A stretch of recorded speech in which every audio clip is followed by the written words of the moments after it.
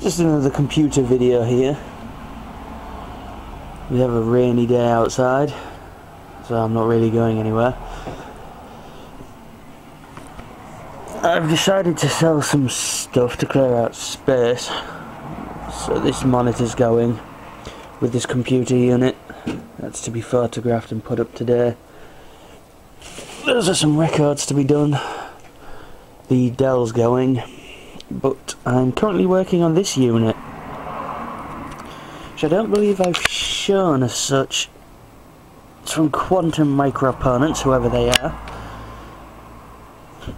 Excuse me, got a bit of indigestion. It has a CD Rom, a CD writer, and I have pretty much been stripping it down most of this morning trying to get it to work.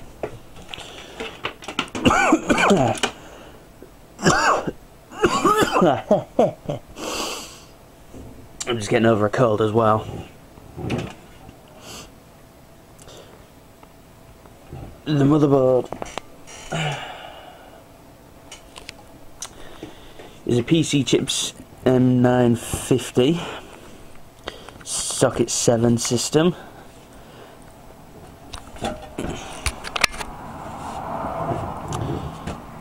Can take SDRAM or DIMM sims, ATX or AT power unit.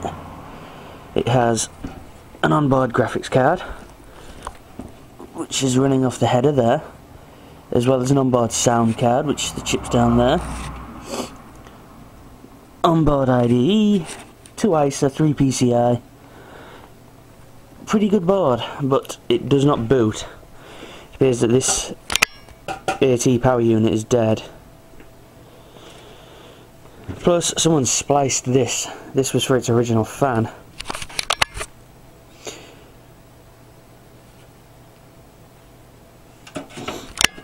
Probably worked just fine, but at the moment it's dead, does not power up, and I cannot use an ATX power supply because right down here there's some pins there. You need some sort of plug-in card. The cool thing was, it did have, if I drop the screw, had a Voodo2 in it, which is cool. This is the Creative CT6670 model. Looks like a 12 meg card. There's the header for the sound card.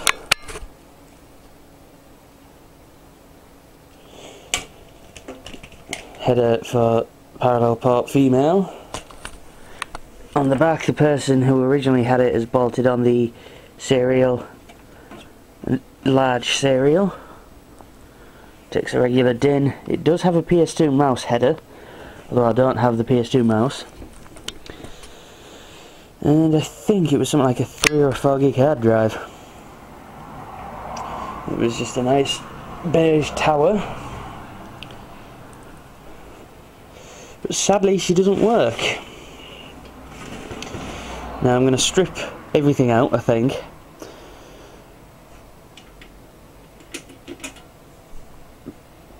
I mean, it could be the button, could be broke, but it feels firm. What I did get was a rather good find. I just went on eBay looking just for AT power supplies, and there was a seller who had 2 units, brand new, in cellophane boxes from Q-Tech. So that's rather ironic. I've just noticed that that's a Q-Tech. It's pretty much 230, switch diagram, 200, so to be honest it has, I just bought the exact same power supply, and I bought both of them. They were selling £8 a piece with £6 postage. Or was it 8? No, it was £8 postage combined because it was £5 separate, so I got a nice deal there. I am working on my Scorpio. Well, working as such and not.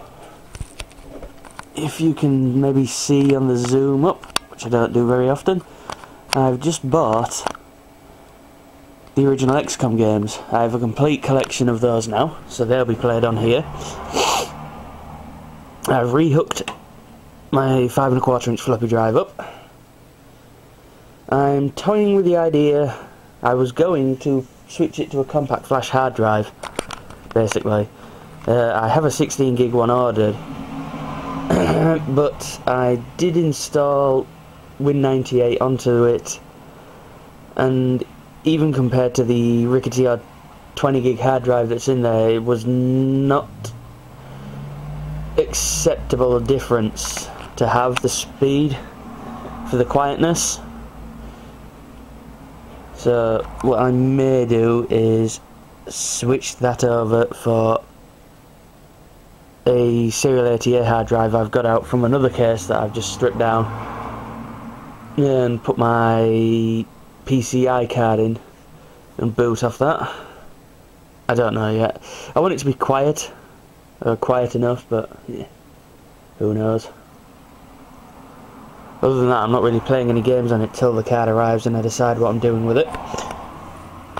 Down here we have some of the parts. This was from a tiny machine that I stripped down. Tiny computers, if anybody remembers them in the UK. It's your bog standard unit though. It was identical between this and a Time unit and of the time. They were just different brands. Pentium 3 board. I think it had a, wherever I've got it on my table. It had a 500 MHz Pentium 3. AZP 1-2 slot. The MS6156. I'll just be a spare. This is a board I'm selling. Requires a new Northbridge fan. It's a Socket 754 Athlon chip. Well, Sempron and Duran. Here's another board to be sold. This is faulty, it's dead. Inherent problem with all of them. This is from a Packard Bell iMedia system. It's just going to be listed as spares. It just seems to thermally restart itself all the time. And then I've got the PC 4386 out. The Amstrad unit.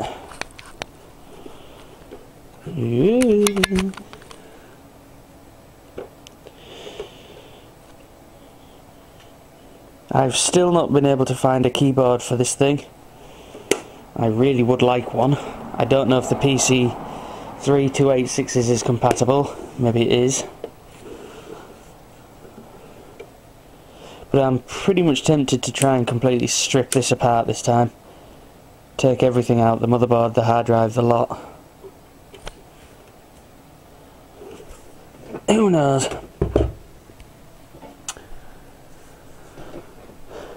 Other than that, not much else. I tried putting a compact flash in the 486, that wouldn't have it. Just something purely with the 486 BIOS, just won't boot from the compact flash card. It can recognise it once it's in DOS off the hard drive and everything. Just will not boot from it. And that's just generally what I've been up to.